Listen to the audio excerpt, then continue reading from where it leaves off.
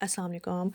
आज हम बात करेंगे सीएसएस के एसे को कैसे अटेम्प्ट करना है, बिल्कुल बेसिक लेवल से एक कंप्लीट कॉम्प्रिहेंसिव एसे तक। इसमें सबसे पहले तो आपको ये पता होना चाहिए कि आपने कंप्लीट एसे स्टार्ट नहीं करना। आपने पहले वर्ड्स को देखना है, फिर सेंटेंस की फॉर्मेशन को देखना है, उसके बाद पैराग्राफ कैसे कंस्ट्रक्ट किया जाता है वो देखना है, उसके बाद आपने कंप्लीट एसे पे जाना है, ठीक है। वर्ड में क्यों कह रही हूँ, अब देखें अल्फ़ाबेट तो ए है आपके पास, या फिर आपके पास वर्ड्स में एन या दी है, तो आर्टिकल के यूजेज से ये स्टार्ट होता है और कंप्लीट ऐसे तक जाता है, ठीक है। उसके बाद आपने सेंटेंस देखना है। सेंटेंस में एक बात आपने याद रखनी है, आपने सारे सेंटेंस को कवर नहीं करना। दो चार सेंटेंस है जैसे कि प्रेजेंट इंडेफिनिट। अब ये नॉर्मली ऐसे जो है ज़्यादातर 80% इसी सेंटेंस में टेंस में लिखा जाता है, ठीक है। उसके अलावा अगर आप हिस्टोरिकल बैकग्राउंड दे रहे हैं तो फिर आपके पास पास्ट का भी थोड़ा आ जाता है। अदरवाइज़ जो आप प्रेजेंट इंडेफिनिट है, इस पे आपने ग्रिप अच्छी कर लेनी है। आपके पास सब्जेक्ट वर्ब का एग्रीमेंट अच्छा होना चाहिए। एस या ईएस का आपको पता होना चाहिए इनका कैसे यूजेज होता है, ठीक है। उसके बाद जब आप सेंटेंस को देखते हैं, आपको सेंटेंस का पता चल गया कि ये नॉर्मली 80% आपका जो है प्रेजेंट इंडेफिनिट होता है। उसके बाद आपके पास पैराग्राफ आ जाता है। पैराग्राफ में आपने याद रखना है कि 4 बेसिक कंपोनेंट्स होते हैं। सबसे पहले आपके पास ओपनिंग स्टेटमेंट आ जाती है, ठीक है। उसके बाद एक्सप्लेनेशन आ जाती है। देन आपके पास एविडेंस आ जाता है और उसके बाद आपके पास कंक्लूजन स्टेटमेंट आ जाती है। अच्छा, ओपनिंग स्टेटमेंट में आपने किसी भी टॉपिक को इंट्रोड्यूस कराना है और याद रखिएगा एक पैराग्राफ सिर्फ एक आइडिया को कन्वे करता है, ठीक है। एक पैराग्राफ में एक से ज़्यादा आइडियाज़ नहीं होते। तो सबसे पहले जब आपने ओपनिंग स्टेटमेंट लिख देनी है, उसके बाद आपने क्या करना है, आपने उसकी एक्सप्लेन करना है। उस एक्सप्लेनेशन में आप एनालिसिस दे सकते हैं, ठीक है। जिस चीज़ को भी आप डिस्कस कर रहे हैं, आप स्ट्रॉन्ग इंस्टीट्यूशंस को डिस्कस कर रहे हैं, आप गवर्नेंस को डिस्कस कर रहे हैं, आप फॉरेन पॉलिसी को डिस्कस कर रहे हैं, आप यूथ बल्ज पॉपुलेशन को डिस्कस कर रहे हैं, किसी भी चीज़ को, ठीक है, उसका एनालिसिस दे सकते हैं। फिर आप एविडेंस दे सकते हैं। एविडेंस में क्या हो सकता है, आप किसी ऑथर को, किसी बुक को कोट कर सकते हैं, आप कोई रिपोर्ट कोट कर सकते हैं, लाइक वर्ल्ड बैंक की हो सकती है, यूएनडीपी की हो सकती है, और उसके अलावा यूनिसेफ की कोई रिपोर्ट हो सकती है, और यूनेस्को से रिलेटेड कोई डाटा हो सकता है, ठीक है। फैक्ट एंड फिगर आप उन्हीं से रिलेटेड जो है कोट कर सकते हैं। वो इंटरनेशनल भी हो सकते हैं और नेशनल। अब जैसे जेंडर स्टडीज़ में आप औरत फाउंडेशन है, उसको कोट कर सकते हैं, अफवाह को या वैफ को कोट कर सकते हैं, ठीक है। उनकी कोई भी फाइंडिंग आप वो एविडेंस के तौर पे दे सकते हैं। उसके अलावा आप थ्योरी यूज़ कर सकते हैं कोई भी। उसके अलावा आप कोई कोटेशन यूज़ कर सकते हैं। और एक बात कोटेशन से, कि आपने पेपर को कोटेशन से भर नहीं देना, ठीक है। कोटेशन आपने बहुत कम लिखनी है। मतलब लेट्स सपोज़ आपने एक पेज पे कोटेशन लिख दी है, अब कोई 4-5 पेज छोड़ के फिर कोटेशन आए, ठीक है। तो हर चीज़ को आपने ओवरथ्रो नहीं करना, बिल्कुल बैलेंस अप्रोच के साथ चलना है। ना ही अब अपने थ्योरी लिखने लगे हैं तो सब में थ्योरीज़ लिख देनी है, और ना ही ऐसे करना है कि अगर आपने कोई फैक्ट फिगर डाल दिए तो सारे फैक्ट फिगर। आप डाइवर्स किस्म के एविडेंस जो है वो यूज़ करें, ठीक है। ये एक कंप्लीट एंड थोरो लुक देते हैं आपके पैराग्राफ को। उसके बाद जब आपने सारा बता दिया, और आपने उसके बाद आप एक कंक्लूजन देना है, ठीक है। कंक्लूजन की स्टेटमेंट देनी है। और ये कंक्लूजन 2 टाइप्स के होते हैं, एक लीडिंग कंक्लूजन, लिंकिंग कंक्लूजन होता है। लीडिंग ये होता है कि जो आपको नेक्स्ट पैराग्राफ का हिंट ड्रॉप कर रहा होता है, ठीक है। जबकि लिंकिंग जो है वो आपका ओपनिंग स्टेटमेंट से जो पैराग्राफ की होती है उससे लिंक कर रहा होता है, ठीक है। अब आपने जब पैरा, उसमें कोहेरेंस के लिए ज़रूरी है कि आप कनेक्टर्स लगाएं, जैसे कि moreover, furthermore, additionally, likewise, similarly, ठीक है। इस तरह के कनेक्टर लगाएं। अब कनेक्टर में एक और चीज़ आपने याद रखनी है कि आपने फर्स्टली, सेकेंडली, थर्डली नहीं यूज़ करना, ठीक है। ये ना बड़ा ओड सा लगता है, तो आपने इस तरह से, जैसे मैंने अब आपको बताए हैं, लाइकवाइज, सिमिलरली, मोर एवर वगैरह, ऐसे कनेक्टर्स लेने हैं और ये पैराग्राफ के स्टार्ट में लगा देने। इससे क्या होगा, इससे जो आपकी कनेक्टिविटी है पैराग्राफ की वो रहेगी, ठीक है। इवन कि आप पैराग्राफ के अंदर जो है कनेक्टर्स यूज़ कर सकते हैं। लेट्स सपोज आपने कंक्लूजन सेंटेंस देना है, तो उसके लिए आप हैंस या दस का जो है वो कनेक्टर यूज़ कर सकते हैं। एक्सप्लेनेशन दे सकते हैं, उसके लिए कोई कोज एंड इफेक्ट बताने के लिए आप कोज बताने के बाद देयरफॉर का यूज़ कर सकते हैं। तो इस तरह से एनालिसिस के लिए जो जो आपको रिक्वायरमेंट्स है, कनेक्टर जो जो आपको लग रहा है कि उस कॉन्टेक्स्ट में वेरी अप्रोप्रिएट हैं, सूटेबल हैं, आप उनको फिट इन कर सकते हैं।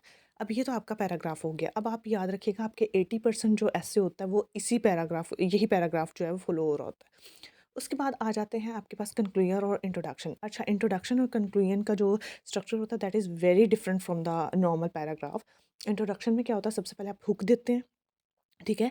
हुक देने के बाद आप चाहें तो उस चीज़ को डिफ़ाइन कर दें, इनकी डेफिनेशन टाइप दे दें, लेकिन अगर आपने इसको स्किप करना है तो कर सकते हैं। इसके अलावा आप उसकी डोमेन्स को इंट्रोड्यूस करा दें। कुछ डोमेन जैसे आपने सोशल या पॉलिटिकल या इकोनॉमिक जो चीज़ें हैं। वैसे ना एक बात याद रखिएगा, किसी भी ऐसे को डीकंस्ट्रक्ट ना आप पेस्टल मॉडल पे किया करें। ये एक बिज़नेस मॉडल है पेस्टल, यानी कि पॉलिटिकल, पी से पॉलिटिकल, ई से इकोनॉमिक, एस से सोशल, टी से टेक्नोलॉजिकल, देन ई से आपके पास इन्वायरमेंटल और टी से टेक्नोलॉजिकल, ठीक है? इन बेसिस पे आप किसी भी ऐसे को डिसकंस्ट्रक्ट कीजिएगा। आपके आर्गुमेंट जो है वो डाइवर्स हो जाएँगे और एग्ज़ामिनर के लिए जो है ना, उनको एक तो वो इम्प्रेस भी होगा कि आपको डिफरेंट डायमेंशंस पता हैं, ठीक है? इवन कि आप जब भी कोई टॉपिक तैयार कर रहे होते हैं, लेट्स सपोज़ आप जेंडर पे कर रहे हैं, एजुकेशन पे कर रहे हैं, एनवायरनमेंट पे कर रहे हैं, ग्लोबल वर्ल्ड ऑर्डर पे कर रहे हैं, आप इन डायमेंशंस पे तैयार कर लें ऐसे, और इसी को आप डिकंस्ट्रक्ट करके पेपर के पॉइंट ऑफ व्यू से पास्ट पेपर के कुछ एसेस पकड़ें और उनको लिख लें, ठीक है? उनकी प्रैक्टिस कर लें, आउटलाइन की, इंट्रोडक्शन की और कंक्लूजन की। अच्छा, अब हम इंट्रोडक्शन और कंक्लूजन के पैराग्राफ की बात कर रहे थे। तो इंट्रोडक्शन में सबसे पहले आपने जो है हुक देनी है, ठीक है? उसके बाद आपने एक्सप्लेनेशन देनी है और उसके बाद आपने क्या करना है, आपने उन डायमेंशंस को इंट्रोड्यूस करा दिया, उसके बाद आपने थीसिस स्टेटमेंट देनी है, ठीक है? और उसके बाद कंक्लूजन। अब यहाँ पे ना 4 बेसिक इंट्रोडक्शन के भी पार्ट्स हैं। उसमें आपके पास हुक आ जाती है, उसके बाद आपके पास एक्सप्लेनेशन आ जाती है। इस एक्सप्लेनेशन में आप थोड़ा हिस्टोरिकल और प्रेजेंट का कंपैरिजन दे सकते हैं, आप डायमेंशंस को इंट्रोड्यूस करा सकते हैं, आप डिस्क्राइब कर सकते हैं, ये अब आपकी मर्ज़ी है, ठीक है? आपने कैसे उसको इंट्रोड्यूस कराना है। उसके बाद आपने थीसिस स्टेटमेंट लिखनी है और thesis statement is very simple. इसको लेके आपने एक फोबिया नहीं क्रिएट कर लेना और 6-6 माह आपने इस पे नहीं लगा देने, जो कि नॉर्मल स्टूडेंट लगा देते हैं। ये एक बहुत सिंपल सी स्टेटमेंट है, मतलब बिल्कुल सिंपल सी। जो आपने स्टैंस लेना है वो आपकी थीसिस स्टेटमेंट है, ठीक है? आपने ऐसे को पढ़ के आपकी क्या थॉट आपके ज़हन में आती है, that is your thesis statement. उसके बाद आपने कंक्लूजन लिख देना है और थीसिस स्टेटमेंट कोशिश कीजिएगा कि आपने इंट्रोडक्शन के बिल्कुल लास्ट पे सिर्फ कंक्लूजन सेंटेंस से पहले लिखनी है और सेकेंडली इसको हाईलाइट नहीं करना, ठीक है? और इसको आउटलाइन में भी नहीं लिखना आपने, ठीक है? ये 3-4 काम हैं जो आपने करने हैं। उसके बाद आपके पास आ जाता है कंक्लूजन का पैराग्राफ। अब याद रखिएगा, कंक्लूजन का जो पैराग्राफ होता है ना, वो बिल्कुल ऑपोजिट होता है इंट्रोडक्शन के पैराग्राफ में। यहाँ पे आप लोग जो आपका थीसिस स्टेटमेंट होता है ना, उसको रीस्टेट करते हैं, ठीक है? उसके बाद आप उसको एक्सप्लेन करते हैं और उसके बाद आप जो है लास्ट पे हिंजर, यानी कि जैसे हुक होता है ना, उसी तरह का हिंजर, यानी कि अट्रैक्ट करने के लिए कैची, एक कैची सा देते हैं। और याद रखिएगा, इंट्रोडक्शन और कंक्लूजन में आपने कोटेशन या डाटा, कोई फैक्ट एंड फिगर, एविडेंस वगैरह यूज़ नहीं करना, ठीक है? हुक के लिए डिफरेंट आपके पास हैं, आप कोई एनेक्डोट यूज़ कर सकते हैं, कोई कोटेशन वैसे कहते हैं कर लें, लेकिन मैं कहूँगी सेफ साइड पे जाएँ। कोटेशन, हाँ, कोटेशन अगर बहुत रेलेवेंट है, बहुत ज़्यादा रेलेवेंट है, फिर आप कर सकते हैं, ठीक है? आप कोई पास्ट का जो इवेंट है, कोई भी, उसको आप हुक के तौर पे यूज़ कर सकते हैं। कोई स्टोरी आप लोग यूज़ कर सकते हैं। It's totally up to you और ये सिंपल होती है, ठीक है? इसमें कोई रॉकेट साइंस नहीं है। अब आपके पास ये आ गया। अच्छा, कुछ कहते हैं ट्रांजिशनल पैराग्राफ होते हैं, कुछ कहते हैं नहीं होते। लिखने चाहिए, नहीं लिखने चाहिए, एक अलग डिबेट है। देखिए, अ, कोशिश करें, अगर आप जो जस्ट लेट्स सपोज़ आप आपके पास एक ऐसे है, उसमें आपने अपॉर्च्युनिटीज़ लिखनी है और रिस्क्स लिखने हैं, उसके बाद आपने सॉल्यूशन देने हैं। अब आपने जब शिफ्ट करना है तो आप अपॉर्च्युनिटी से जब रिस्क पे आ रहे हैं तो वहाँ पे 1-2 ट्रांजिशनल लाइन्स लिख दें, ठीक है? जिससे उसको पता चल जाए कि अब आप अपॉर्च्युनिटी से रिस्क्स पे जा रहे हैं, तो उसको आइडिया हो जाए। फिर जब आप रिस्क से सॉल्यूशंस पे जाएँगे, उसको 1-2 लाइन लिख दें ताकि उसको पता चले अब ये शिफ्टिंग हो रही है, ठीक है? यानी कि आप ट्रांजिशनल लाइन्स लिख दें।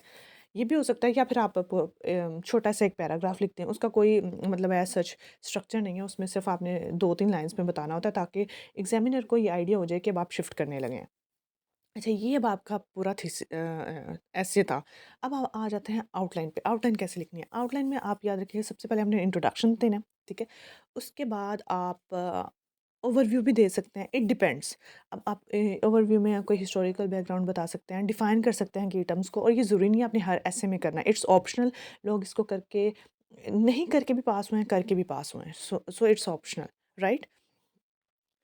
और उसके बाद आपने जो आपके पास ऐसे है उसको डिकंस्ट्रक्ट करना है, ठीक है? उसके लिए आपने डिकंस्ट्रक्शन के लिए आपने जो-जो आर्गुमेंट सोचे हैं, वो कोई 9, 10, 11, 12, 13 जितने आप, यानी कि कम से कम वैसे कहते हैं 9 होने चाहिए, उसके अलावा 13 तक ये जा सकते हैं, ठीक है? तो आपने वो लिखने हैं, आर्गुमेंट्स लिखने हैं, ठीक है? आर्गुमेंट्स देने के बाद अगर आपने कोई काउंटर पर्सपेक्टिव यानी आर्गुमेंटेटिव ऐसे है तो आप लोग वो ऐड कर सकते हैं उन्हीं में, ठीक है? लास्ट पे बिल्कुल। और उसके बाद आपने सजेशंस, फ्रेमवर्क या सॉल्यूशंस ज़रूर देने हैं, ठीक है? ये 4-5 जितनी आपकी राइटिंग स्पीड है, ये जितने आपको लगते हैं they they are very strong and very relevant to the topic, वो आप लिख सकते हैं। उसके बाद आप कंक्लूजन लिखेंगे। तो इस तरह से आपकी जो आउटलाइन है वो डिज़ाइन हो जाएगी, ठीक है? तो आई होप आपको ये एसे की रिकंस्ट्रक्शन की समझ आ गई होगी कि कैसे एसे को राइट करना है इन सीएसएस।